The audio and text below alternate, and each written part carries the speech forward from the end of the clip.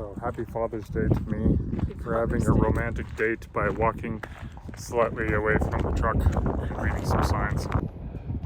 So that's where our campsite was. We hiked up to about here. Didn't realize that river still has ice in it.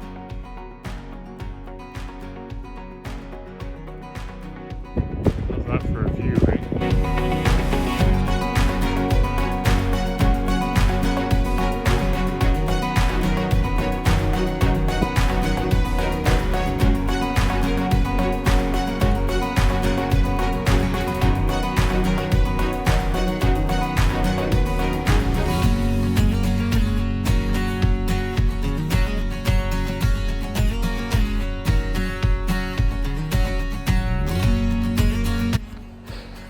I don't know if you can see the number of mosquitoes around here.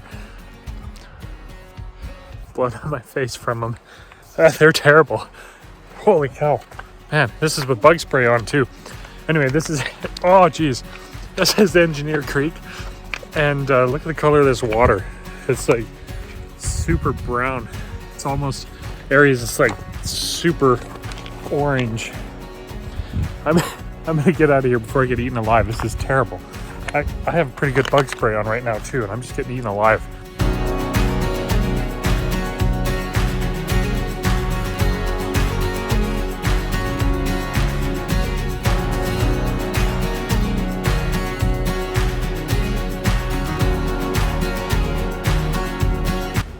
So we just did a pretty mean climb up a kilometer or something here. I'm not quite sure where we're at, but yeah.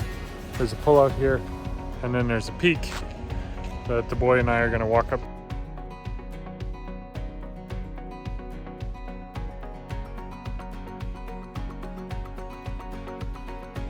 So what do you think? Is that worth the walk up here? Oh, not that bad. It's still pretty cool to see. Not that bad? Oh, you just want to walk up to this spot. No, you think it's worth walking up?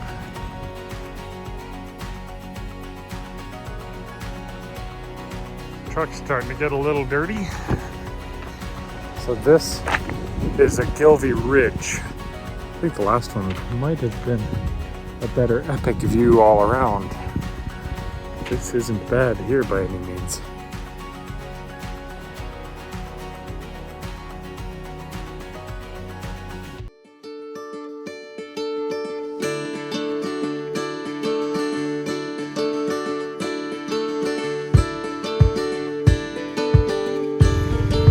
Wow, I didn't hear that go.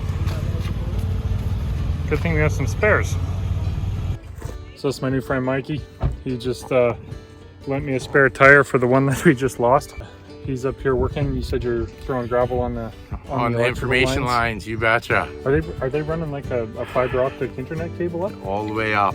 Jeez, that's a long run, eh? Yeah, oh yeah, long ways. But anyway, yeah. Also nice gave me some duct tape for fixing the window. So I appreciate it, Mikey. You betcha. Enjoy Safe the travel. rest of your day. Emergency airstrip, no stopping or parking. Because for this kilometer, this section of road is also for airplanes.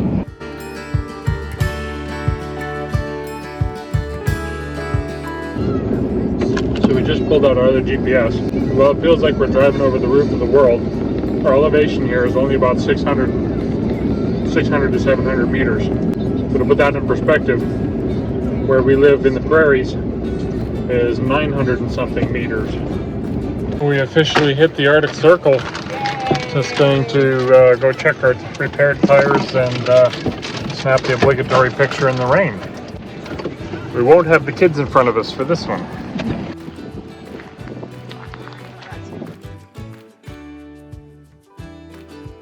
Let's get out of here before we get soaked. Or struck by lightning. So now my wife's paranoid. Every time we stop for any reason, she's going to check the tires. But it's probably a good thing. We're just waiting for this pilot car here, apparently. So how are the tires? They're good. What should we do while we wait? Check tires. Check tires again. Decided to change our plans a little bit. We were going to stop in Eagle Plains which aren't very plains-like. It's right up on the top of a hill. So Yeah. I don't know why it's called Eagle Plains. It should be Eagle Mountain or something. Because of the tire situation and because it's light and time, we decided to keep moving.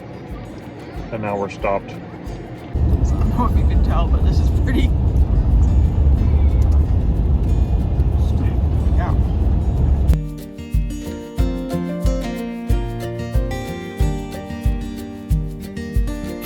Well,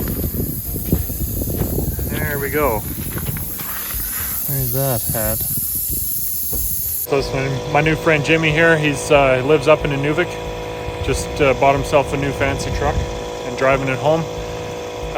Yeah, I stopped to help this guy back there to lift up his tire and discovered I had another leak. And Jimmy here helped me put a plug in it. Hopefully I'll meet you up in Inuvik when I get there eventually. On the road again, finally. Managed to plug the tire. Hopefully that will hold long enough for us to get somewhere where we can pick up another friggin' spare tire. Yeah, because we have to make it home still. Guess we have to make it home still.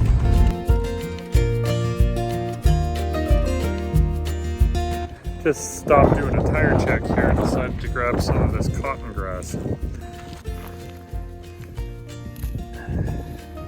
Apparently, First Nations around here would use this stuff to stuff pillows and that type of stuff. So they use them for pillows and what else? Room stress pillows. Like Band-Aid type stuff? Yeah. So there you go. If you're ever wounded in the Arctic and you find some cotton grass, you can pack your wounds or make a pillow. So we're at the border between Yukon Territory and the Northwest Territories. And yeah, it's quite the view.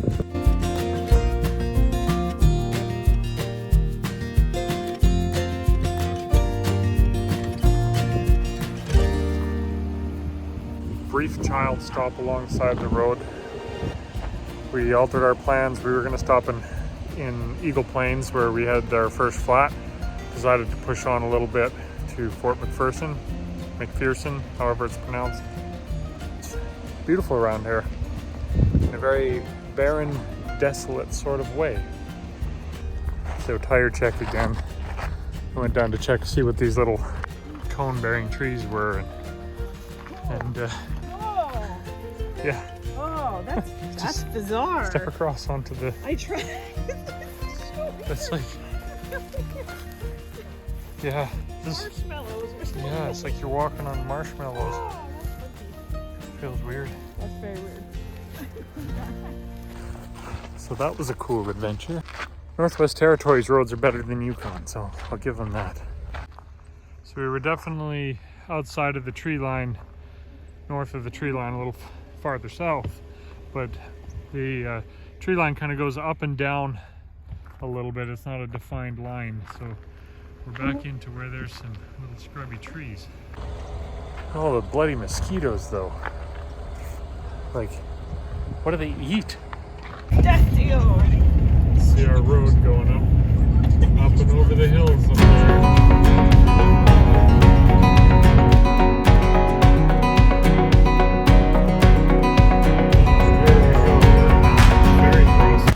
You know you're in undeveloped land when, right?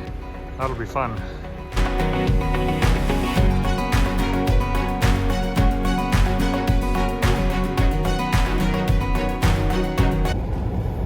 Trying to steer the boat.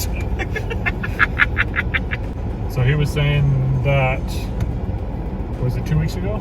3 weeks ago? The landing was underwater, so you could see the 2 boats. 2 weeks ago, so you see where the boats are sitting on the shore there. We're here.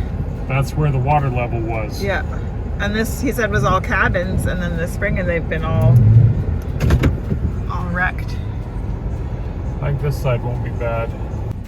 Yeah, so he said spring floods ruined all these cabins, and this is some of, you see the damage. Okay, recap of day 9. Oh, it's a long drive from Tombstone Territorial Park in the Yukon to Fort McPherson in the Northwest Territories. And one thing that I've learned is a tire pressure monitoring system for your trailer and your truck to some extent is super important. Lost the tire before I got to Eagle Plains. I have no idea when it went. Couldn't feel it. The road was rough. Didn't make any difference. So that tire is totally gone. The second tire, pulled over to help a guy, and as I was walking towards his vehicle, I could hear the hissing coming out of the tire, so I was able to save that one with a plug. It's holding air totally fine now.